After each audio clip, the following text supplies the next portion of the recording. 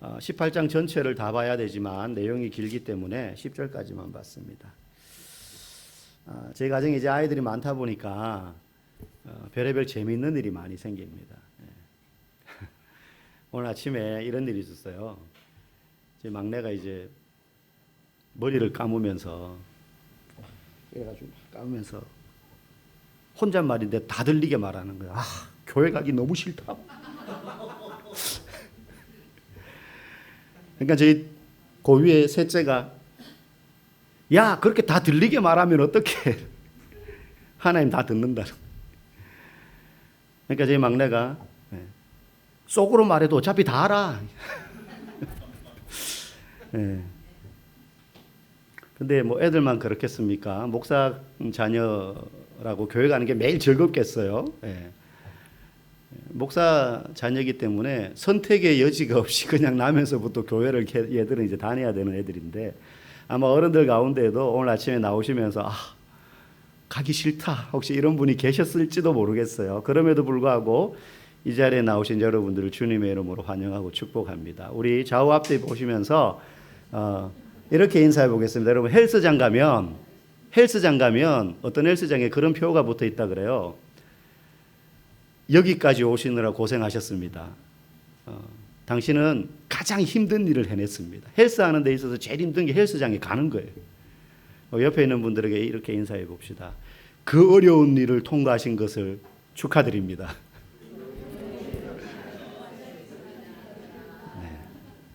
산으로 들러 안 가고 여기 나와 계신 것 하나님이 여러분들을 사랑의 눈으로 보시리라고 생각합니다. 오늘 말씀의 제목은 내 백성아 거기서 나오라입니다. 내 백성아 거기서 나오라. 2011년 3월 11일에 일본의 동쪽 지역에 큰 지진이 생깁니다. 아마 인류의 역사 지진을 관측하고 공식적으로 관측하고 난 이래로 거의 가장 강한 진도 9.0이 넘는 그런 지진이 발생을 합니다. 쓰나미가 몰려왔어요. 그런데 그 쓰나미가 몰려올 때 처음에 그게 어떤 건지를 모르니까 해변가에 있는 사람들은 놀다가 바닷물이 갑자기 순식간에 천천히 빠지는 썰물이 아니라 순식간에 뒤로 확 빠지는 광경을 본 거예요. 그러니 그 해변가에 있던 사람들이 이게 처음 보는 광경이니까 신기하잖아요. 그래서 와 이게 뭐지 하면서 막 핸드폰을 꺼내서 막 이거를 찍기에 바빴어요. 그런데 그때 이쪽 뒤에 높은 건물에 있는 사람들, 그 사람들은 먼 바다가 보이는 거예요 이제. 그런데 그 사람들의 눈에 들어온 장면은 뭐예요? 바닷물이 그냥 빠지는 게 아니고 빠지면서 뒤에 막 쌓이는 거예요. 흙더미가 쌓이듯이. 그것도 처음 보는 광경이죠. 바닷물이 막 쌓이니까. 근데 이 사람들은 그게 직감적으로 이거 위험하다 이거. 위험하다. 근데 밑에 보니까 사람들은 막 신기하다 이러면서 막 사진 찍고 있는 거예요. 어떻게 바닷물이 이렇게 빠지지? 그래서 위에 있는 사람들이 막 소리치는 거예요. 거기서 빨리 나오세요. 거기서 빨리 나오세요. 왜냐하면 먼 바다를 보니까 이게 장난이 아닌 거예요. 밑에서는 안 보여요 그게. 저 먼 바다가. 근데 위에서 보니까 이게 그냥 쌓이는 게 문제가 아니라 이게 꼭 막 들이닥칠 것 같은 거죠. 그래서 위험을 감지하고는 막 소리 지르는 빨리 거기서 나와라. 당장 나오라고. 근데 이미 늦은 사람들, 그 소리에 귀를 기울이지 않았던 사람들, 못 들었던 사람들은 이제 그 밀려오는 집채만한 파도에 많은 분들이 희생을 당했습니다. 오늘 본문은 그런 내용이에요. 이제 그런 쓰나미와 같은 심판이 쌓여서 이제 곧 다가온다는 거예요. 이 심판의 위험이 시간이 흐름에 따라 시대가 지나감에 따라 급속도로 우리에게 다가오는데 이때 하나님이 하나님의 백성들을 향하여 이렇게 외치고 계신 거예요. 내 백성아 거기서 나오라. 내 백성아 거기서 나오라. 오늘 4절에 그 말씀이 있어요. 전반적인 이 18장의 내용은 우리가 오늘 요한계시록 26번째 시간인데 바벨론이라고 표현되는 사실은 그 당시의 로마 제국, 로마가 곧 멸망해라고 이야기하면 이게 발각되면은 위험에 처할 수 있으니까 바벨론, 고대에 있었던 제국, 이미 사라지고 없는 바벨론이라고 이렇게 다르게 표현해서 지금 쓰는 거예요. 바벨론이 멸망한다. 근데 곧 그게 무슨 말이에요? 로마 제국이 곧 무너진다. 근데 사실 이 요한계시록이 쓰여질 당시에 로마는요, 곧 무너질 제국처럼 보이지 않아요. 신생 제국이에요. 1000년 넘게 가거든요, 이 제국이. 그런데 분명히 무너질 날이 온다는 거예요. 그걸 지금부터 경고하고 있는 겁니다. 2절에 보니까 무너졌도다 무너졌도다 큰 성 바벨론이요. 사실 구약에 있었던 그 바벨론 제국, 그 바벨론 제국이 팔레스타인 지역을 포함해서 저 위에 메소포타미아 지역까지 다 지금 중동 저 위쪽까지 다 정복을 할 때만 해도 저 나라가 무너질 거라고 생각했던 사람들은 아무도 없어요. 그런데 그 바벨론이 역사 가운데 무너진 걸 다 알고 있거든요, 이 시대에. 이 요한 시대 때도 마찬가지죠. 그렇게 바벨론이 무너진 것처럼 로마도 무너진다는 거예요. 무너질 것이지만 무너진 바벨론을 이야기하면서 로마도 그렇게 무너진다는 거예요. 그 무너지는 이유가 뭐냐? 5절에 보면 이렇게 말합니다. 우리 읽어볼까요? 그의 죄는 하늘에 사무쳤으며 하나님은 그의 불의한 일을 기억하신지라. 이 로마의 죄가 한 사람의 죄, 황제 한 명의 죄가 아니라 죄 짓는 사람이 너무 많아서 마치 노아의 홍수시대 때처럼 이 로마의 죄가 하늘에 사무쳤다. 이 때문에 무너진다는 거예요. 그런데 그 죄의 실상이 어떠냐? 그걸 고발해요. 우리 2절과 3절 읽어봅시다. 귀신의 처소와 각종 더러운 영이 모이는 곳과 각종 더럽고 가증한 새들이 모이는 곳이 되었도다. 그 음행의 진노의 포도주로 말미암아 만국이 무너졌으며 또 땅의 왕들이 그와 더불어 음행하였으며 땅의 상인들도 그 사치의 세력으로 취부하였도다 하더라. 영적인 음란인 우상숭배, 황제를 신으로 섬기고 로마에 있는 그 수많은 신들, 그 신들에게 조공을 바치고 제물을 바치고 영적인 이 음란함인 우상숭배뿐만 아니라 육체적으로도 실제 삶에서 성적으로 타락하고, 특히 오늘 본문에서 많이 언급하는 건 물질과 향락에 취해서 사치스러운 생활에 빠져서, 근데 이 사치스러움이 도를 넘어서는 거예요. 그게 다랍니다. 이런 죄가 하늘에 사무쳤다는 거예요. 실제 그 당시 로마 귀족들의 파티 문화를 보면 많은 벽화와 그림과 문헌에 남아 있어요. 초저녁부터 모여가지고 사람들을 초대해놓고 성대하게 파티를 합니다. 그 파티가 밤을 지나서 이튿날 새벽까지 계속돼요. 그 파티를 하는 동안 먹고 마시고 춤추고 섹스하고 막 그러는 거예요, 거기서. 근데 주로 그들이 했던 게 먹는 거예요. 먹기를 얼마나 탐했는지 몰라요, 술과 함께. 근데 먹는데 어느 정도 먹느냐? 실제 그런 기록들이 많이 남아 있습니다. 벽화에도 있고 그림도 있어요, 도자기에도. 먹다가 토하는 거예요. 너무 많이 먹으니까. 술에 막 고기에. 그 토하면 사람이 안 먹어야 되잖아요, 이성적이면. 이거 병 나겠다, 너무 과시겠다. 근데 다 개워내고 와서 또 먹는 거예요, 이제. 날이 셀 때까지. 그게 그들의 문화였어요. 실제 기록에 의하면 제가 지난주에 이제 그 율리어스 카이사르 장군에 대해서 이야기했죠. 그 루비콘 강을 넘으면서 주사위는 이미 던져졌다라고 말했던 그 사람이 이제 정적들이 많았단 말이에요. 이 카이사르를 암살하려고 기회를 노리는 사람들이 많았는데, 기록에 의하면 이 카이사르가 파티를 막 하고 이제 막 파티가 무르익어 가는데 그 암살하려고 모였던 사람들이 어디서 이 카이사르를 매복해서 기다리느냐 하면 그 저택의 화장실 앞에서 기다려요. 왜? 카이사르가 먹다가 토하러 오는 타이밍을 기다리는 거예요. 토하러 온다는 거예요, 분명히. 그게 일반적인 문화였으니까. 그래서 토하러 올 때를 기다렸다가 암살하려고 암살대들이 숨어 있었는데, 마침 그날 카이사르가 너무 술에 먼저 취한 거예요. 그래가지고 제정신이 아니어서 토할 생각을 못하고 음식을 더 많이 못 먹고 안방에 들어가서 자는 바람에 암살을 면했다라는 기록이 있어요. 먹는데 그만큼 열심이었어요. 그만큼. 예.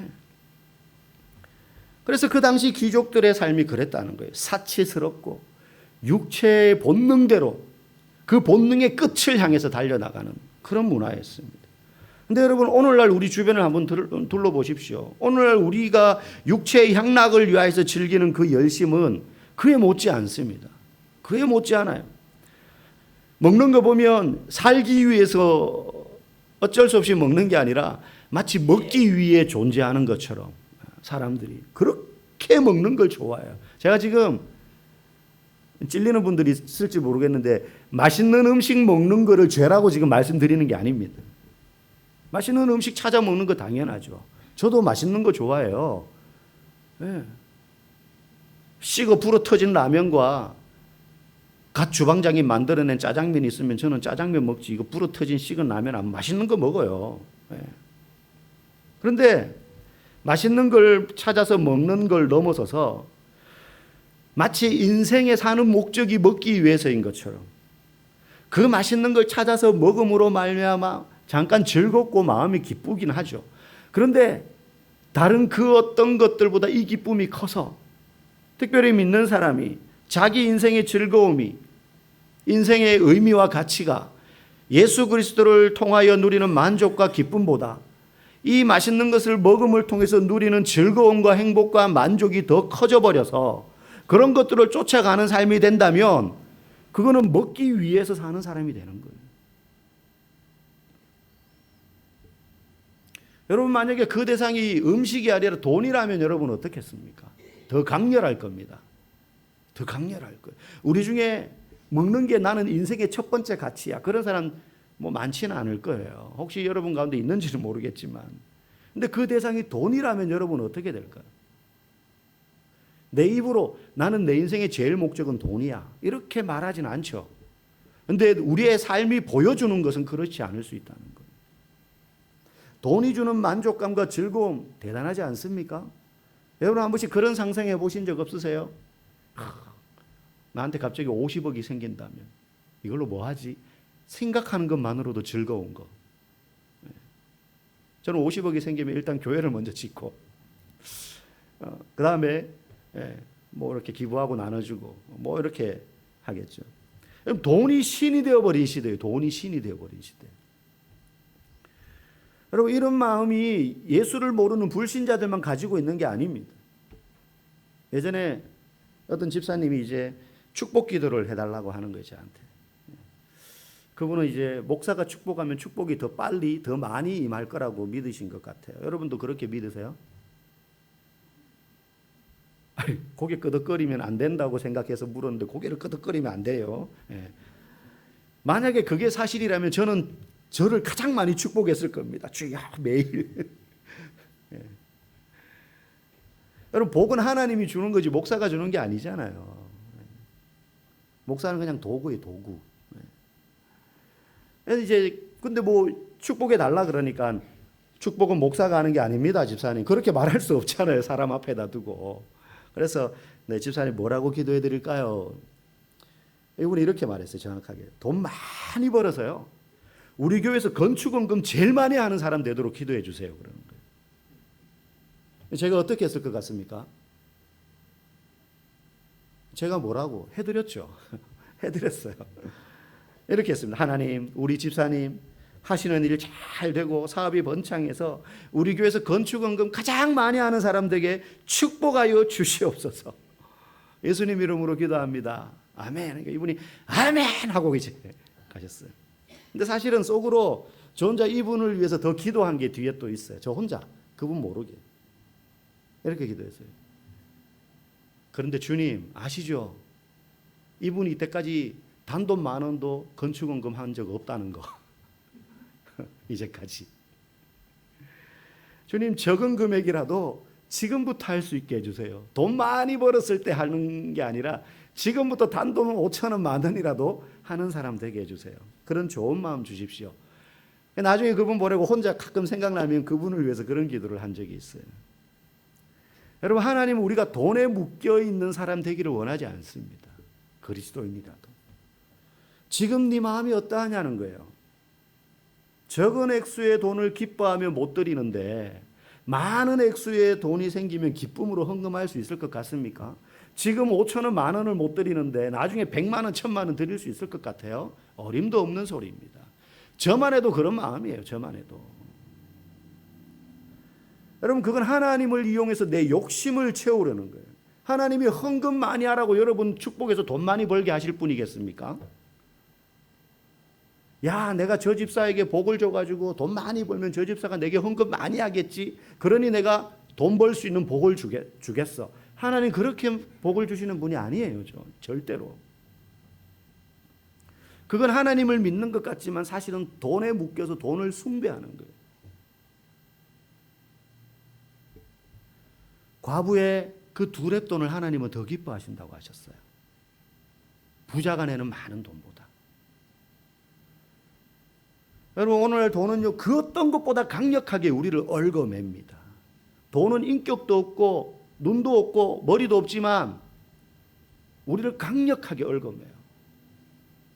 저는 우리 교인들이 다 잘 살았으면 좋겠어요. 매일 새벽마다 그래서 기도합니다. 저도 하나님, 우리 성도들이 다들 돈 걱정 없이, 아니 적어도 몸이 부서져라 일하지 않아도 되게끔 축복해 주세요. 일하다가 막 몸이 상하고 병들고 내장이 아프고 그렇게는 되지 않을 정도의 물질을 주십시오. 다 재벌되고 갑부될 필요는 없지만. 그런데 사실 우리가 돈 걱정을 하지 않아도 될 만큼 여유 있는 건 어느 정도인가, 그런 기준은 다 없거든요. 사실은 어떤 사람은 1,000만 원만 있어도 좋을 것이고 어떤 사람은 1억이 있으면 좋고, 여러분 1억이 있는 사람은요 10억이 없어서 불편한 법이에요. 10억이 있으면 100억이 있으면 할 수 있는 걸 바라봐요. 만족이 없다는 거예요. 여러분, 돈만 그런 게 아닙니다. 자녀에 대한 욕심도 끝이 없어요. 자녀에 대한 욕심. 13년 전에 전국을 떠들썩하게 했던 뉴스가 나온 적이 있어요. 한 사건인데요. 고3 수험생 아들이 엄마를 죽이고 8개월 동안 집에 방치했던 사건이에요. 죽여가지고 그냥 놔둔 거예요. 냄새가 나니까 얘가 어떻게 했냐면 방문을 본드로 다 발랐어요. 나중에 그게 발각이 돼가지고 얘가 재판을 받아요. 근데 놀랍게 장기 3년 6개월인가 밖에 안 받았어요. 이유가 있어요. 그 얘가 13년 만에 나와서 그 얘기를 하는 거예요. 얘가 그 재판장이 왜 그렇게 판결을 했느냐 하면, 어릴 때부터 엄마가, 아버지는 안 계셨는데 엄마가 엄청나게 공부에 막 몰아붙였어요. 얘를. 놀 때도 영어 테이프 틀어놓고 놀게 하고 막 그런 거예요. 근데 얘가 막 외우고 하니까 얘가 천재인 줄 아는 거예요. 그래서 공부에 대한 압박을 가하는데 강압적인 거예요. 못하면 때려요. 어릴 때는 회초리로 때리고요. 커서는 야구방망이로 때리고요. 골프채로 때리고요. 애를. 그래가지고 이렇게 맞으면 살이 터져서 피가 나는 채 옷을 입으면 막 옷에 막 피가 배어 나올 정도로. 그래서 나중에는 매 맞을 때 입는 바지가 따로 있어요. 매 맞고 나면 그 바지를 입는 거예요. 왜? 그 바지는 이미 피떡이 된 바지예요. 왜냐하면 계속 새 옷을 계속 빨아야 되니까. 맞고 터지고 나면 그거 입는 거 이제. 그럴 정도로 맞았어요. 열심히 공부해서 중학교 2학년 때 전교 2등을 한 겁니다. 너무 기뻐가지고 엄마한테 막 자랑해서, 엄마 나 전교 2등 했어. 엄마가 전교 1등을 해라. 2등에 만족할 거냐? 올라갈 생각을 해야지 만족하면 되겠어? 그래가지고 얘가 막 또 엄마를 기쁘게 하기 위해서 열심히 공부해서 전교 1등을 했어요. 저 같으면 동네 잔치 열 것 같아요. 우리 집안에 너 같은 애가 태어나다니 이러면서. 근데 전교 1등 했다고 가져가니까 엄마가 뭐라 그랬을까요? 전국 1등을 해라. 전국의 중학교가 5,000개인데 너 5,000등에 만족할 거니? 네 앞에 4,999명이 있다고 생각해야지. 그리고는 맞은 거예요. 전교 1등을 했는데 맞은 거예요. 그래 피에 절여진 그런 바지를 입고 하는데, 얘가 나중에 고등학생이 되면서 어떻게 했냐면 고3 때 성적이 생각보다 안 나오는 거예요. 그래서 얘가 성적표를 위조를 했어요. 엄마 몰래. 시험 칠 때마다 오르는 성적으로. 근데 사건 당일 날에도 얘가 졸았다는 이유로 밤 9시부터 2시간 간격으로 그 다음날 새벽까지 골프채로 맞았어요. 2시간마다 불러내가지고 엄마가 때린 거예요. 골프채로. 밤새 그렇게 두들겨 맞고 엄마는 자러 들어갔어요. 그런데 얘가 그 피떡이 된 바지를 입고 의자에 앉으면서 달력을 딱 봤는데 빨간색 표시가 되어 있는 날짜가 눈에 들어오는 거예요. 그날이 무슨 날이냐면 학부모 면담이 있는 날이에요. 이날 가면 내가 성적 위조했다는 거 들통난다는 거죠. 얘가 그 생각에 미치니까 무슨 생각이, 이날 내가 죽는 날이다. 내가 성적 위조했다는 거 우리 엄마가 알면 우리 엄마 날 죽일 거야. 날 죽일 거야. 저날 내 인생은 끝난다. 그래서 애가 이미 거의 공황 상태예요. 그래서 결국은 자고 있는 엄마를 죽이고는 그렇게 시체를 방치했던 거예요. 8개월 동안. 그 내용을 판사가 보고 3년 6개월을 때린 거예요. 그냥. 존속 살인인데도. 그래서 얘가 나중에 자기 같은, 엄마에게도 상처가 있긴 있었어요. 나중에. 엄마가 엄청 공부를 잘했는데 딸이라는 이유로 집에서 이렇게 자기는 더 공부하고 싶은데 공부를 못한 거예요. 그래서 그거를 아들한테 막 다 쏟아부은 거죠. 남편하고 이혼하고 막 이러니까. 그래서 그런 일들이 있었고 자기가 그걸 미리 알았더라면 엄마를 더 사랑했을 텐데 후회하면서 이제 그 자기 같은 사람이 안 나오도록 원하는 마음으로 인터뷰하는 것을 본 적이 있습니다. 여러분, 돈이 우상이 되고요. 성적이 우상이 되고요. 자녀가 우상이 되고요. 심지어 먹는 것이 우상이 되어 있어요. 이게 다 우리의 욕망을 채우려는 거예요. 근데 안 채워져요. 안 채워져요. 오늘 사도 요한에게 로마가 이런 죄악으로 차고 넘쳤다는 거예요. 하늘에 사무쳤다, 그 죄가. 그로 인해서 멸망하게 될 거라고 경고하고 있습니다. 환상을 통해서. 그런데 이 죄로 인해서 멸망당할 이 로마 제국을 보여주시면서 하나님이 외치시는 거예요. 우리 4절 말씀 같이 읽어보겠습니다. 또 내가 들으니 하늘로부터 다른 음성이 나서 이르되 내 백성아 거기서 나와 그의 죄에 참여하지 말고 그가 받을 재앙들을 받지 말라. 내 백성아 죄악으로 인하여서 멸망당할 로마에서 빠져나오라.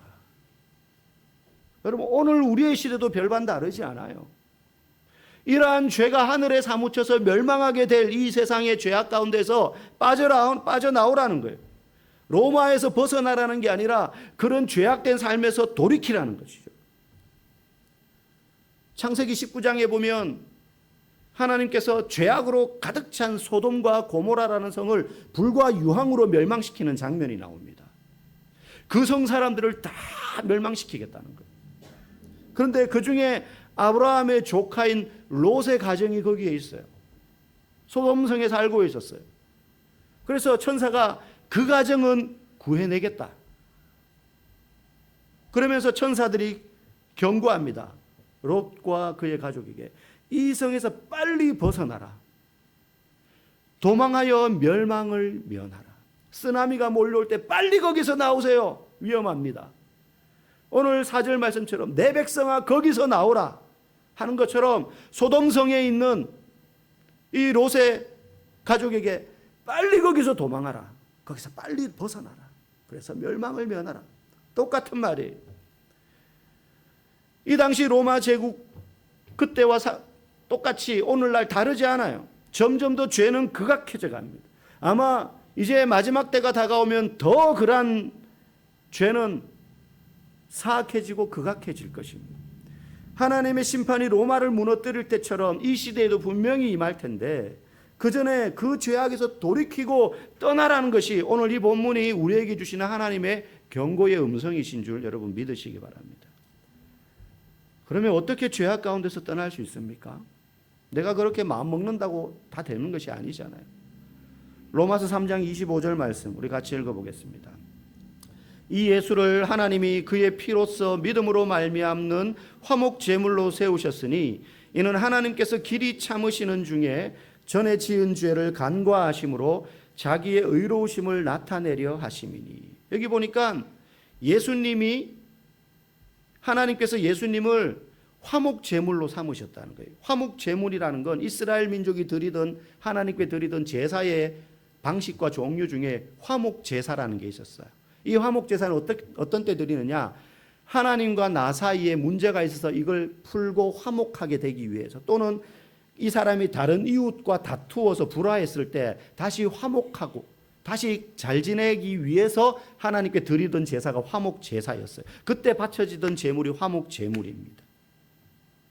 그런데 이 화목 제물, 화목 제사 때 바쳐지는 제물, 양이나 염소나 이런 거는 송아지 같은 건요, 다른 제물과 다르게 보통 다른 모든 제사들은 제물을 바치고 나면 태워서 못 먹을 거는 버리고 콩팥이나 기름, 내장 같은 거는, 그리고 제사장의 분깃으로 떼어주고 나머지는 태워버리는 거예요. 그런데 이 화목 제사 때 바쳐졌던 제물은요, 자기만 먹고 제사장만 주는 게 아니라 이웃 사람들과 나눠 먹어야 돼요. 그게 율법이었어요. 그런데 송아지를 바쳤어요. 크잖아요. 법이 뭐냐면 이 화목 제물, 제사 때 바쳐졌던 제물은 당일날 다 먹어야 돼요. 그 하루가 지나기 전에 다 먹어야 되지, 못 먹으면 그거 율법을 어기는 거예요. 여러분, 고기 잘 먹는 사람은 치킨 두 마리, 여러분 2마리 먹을 수 있는 사람이 있습니까? 옆에 계신 남편에게 견눈질을 보내는 분도 계신데, 송아지 혼자 다 드실 수 있어요? 못 먹어요. 그러면 그걸 그날 다 처리해야 되기 때문에 이웃들을 막 불러 모으는 거예요. 동네 잔치가 되는 거예요. 그러면 그 중에 자기하고 싸웠던 사람, 사이가 안 좋은 사람, 내 돈 빌려갔는데 아직 안 갚은 사람, 그 사람들까지 다 끌어모아야 돼요. 동네 잔치를 열어서 그걸 다 먹어야지 돼요. 그래야지 그 제사가 효력이 있었어요. 근데 예수님이 우리를 위하여 그런 화목 제물이 되셨다고 오늘 본문은 말하는 거예요. 로마서 3장 25절. 무슨 말입니까? 예수님이 피를 흘리심으로 우리와 하나님 사이를 화해시켰다는 거예요. 그전에는 죄 때문에 우리가 죄의 권세 아래 놓여 있어서 예수님과 우리 사이가 좋지 않았어요. 하나님과 우리 사이가 나빴어요. 하나 될 수가 없었어요. 그런데 예수님이 화목 제물이 되심으로 우리와 하나님 사이가 하나가 되었다는 거예요. 사이가 회복되었다는 거예요. 어떻게? 예수님이 십자가에 죽으심으로. 그게 제물되는 방식이었어요. 여러분, 오늘 여러분들이 만약에 구원받은 성도라면 여러분이 구원받은 건요, 유대인들과 로마인들이 예수님을 거절했기 때문이 아닙니다. 그들이 예수님의 머리에 가시면류관을 씌웠기 때문에 여러분들이 구원받은 게 아닙니다. 예수님의 옆구리를 창으로 찔렀기 때문에 여러분이 구원받은 것이 아닙니다. 그들이 예수님을 십자가에 못 박았기 때문에 여러분들이 구원받은 게 아니라는 거예요. 여러분이 구원받았다면 왜 구원받았느냐? 예수님이 십자가에 못 박히셨을 때 그가 우리의 죄를 대신 짊어지셨기 때문입니다. 십자가에 못 박혔던 죄수는 예수님 이전에도 많았고 예수님 이후에도 많았습니다. 십자가형은 예수님만 받은 게 아닙니다. 기록에 의하면 십자가에 달려가지고 몇 달 며칠을 안 죽고 살았던 사람도 있습니다. 예수님은 일찍 돌아가신 편이에요. 그럼에도 불구하고 예수님 때문에 우리가 구원받은 것은 예수님이 그 십자가에 못 박히셨을 때 그분이 우리의 죄를 담당하신 유일한 분이셨기 때문입니다. 하나님의 백성들의 죄, 여러분과 우리의 죄, 하나님 우리에게 떨어졌어야 될 그 죄의 대가, 그 죄로 말미암아 하나님의 격렬한 진노, 오늘 로마 제국 전체가 무너질 수밖에 없는, 바벨론이 무너졌고 소돔과 고모라가 불과 유황으로 불태워서 멸망할 수밖에 없었던 그 모든 죄의 대가가 우리에게 내려졌어야 되는데 그 하나님의 격렬한 심판과 진노가 하나밖에 없는 하나님의 아들에게 떨어졌습니다. 그처럼 누군가는 죄의 값을 지불했어야 되었기 때문이에요. 이사야 53장 말씀대로 아버지가 하나밖에 없는 자기 아들을 치신 겁니다. 죽음으로. 그를 치는 것이 하나님의 유일한 뜻이었어요. 그래서 우리가 구원받은 거예요. 그러므로 우리가 죄에서 떠나기 위해서는 어떻게 해야 되느냐? 죄에서 돌이켜서 내 백성아 거기서 나오라 하시는 그 하나님의 외침에 오늘날 우리는 어떻게 하면 거기서 나올 수 있느냐 하면 그 예수님을 우리는 날마다 바라보면서 따라가야 되는 거예요. 돈 따라가고 다른 우상 따라갈 게 아니라 예수님을 따라갈 때라야만이 거기서 나올 수 있는 거예요. 그래서 우리는 매일 내가 지금 예수님을 잘 따라가고 있나? 지금 돈을 벌기 위해서 열심히 일하지만 혹시 돈이 내 목적이 되어버린 건 아닌가? 대학이 내 목적이 된 건 아닌가? 결혼이 내 목적이 되어버린 건 아닌가? 매일 점검해야 돼요. 그 점검에서 자신이 없는 사람은요, 심각하게 생각해야 됩니다. 여러분, 하나님의 오늘 이 간절한 외침이 들려야 돼요. 내 백성아, 내 백성아. 우리는 하나님의 백성이에요. 자기 독생자에게 우리 죄의 대가를 다 짊어지게 해서 죄 가운데 죽음으로 내쳐버린 그 하나님이 우리에게 대신 내 백성아, 내 백성아, 거기서 나오라라고 부르고 있어요. 그래서 우리는 구원받은 사람이라면 그 죄 아래 계속해서 머무를 수 없습니다. 머무를 수 없습니다. 여러분, 죄를 지을 수는 있죠. 종교개혁자 마틴 루터가 유명한 말을 했습니다. 새가 우리 머리 위로 지나가는 것을 막을 수는 없다. 죄를 지을 수는 있다는 거예요. 그런데 그 새가 우리 머리 위에 집을 짓게 하는 건 막아야 된다. 죄 가운데 둘러 앉아가지고. 여러분, 제가 그런 예화를 종종 예전에 들었지 않습니까? 운전하고 가는데 길 반대편에 개업한 가게에서 짧은 치마에 긴 머리에 막 섹시한 춤을 추는 나레이터 모델들이 개업했다고 막 선전을 하고 있어요. 보였어요. 보려고 본 건 아닌데 보였어요. 그러면은 뭐 개업했구나, 아이고 젊은 애들이 고생하네, 뭐 이러고 지나가면 되잖아요. 보이는 걸 어떻게 해요? 눈 감고 다닐 수 없잖아요. 근데 만약에 제가 그러지 않고 가다가 유턴해가지고 돌아와서 그 옆에 차를 대고 창문을 열고 이렇게 쳐다보고 있으면 그거 문제입니까? 아닙니까? 만약에 지나가던 우리 성도가 그런 제 모습을 봤으면 교회를 옮길 생각을 할까요? 안 할까요? 야, 저 목사 믿고 따라가다가 큰일 나겠다 이런 생각 하지 않겠어요? 보이는 건 어쩔 수 없죠. 우리 사는 세상이 그러니까. 근데 그거를 묵상하고 부여잡고 거기에 얽매여서 살아가면 머리 위에 새 집 짓는 걸 놔두는 거예요. 그거는 죄가 또아리를 트는 걸 놔두는 것입니다. 구원받은 하나님의 백성은 그렇게 살 수 없습니다. 여러분, 우리는 오늘날 예수 그리스도를 바라보면서 그 죄에서 돌이켜야 됩니다. 매일 우리는 이 싸움을 하는 것입니다. 이게 신앙의 여정인 거예요. 뭐 대단한 업적을 이루지 않고요, 매일 이 투쟁을 해가는 것, 이것이 우리의 신앙의 길이라는 거예요.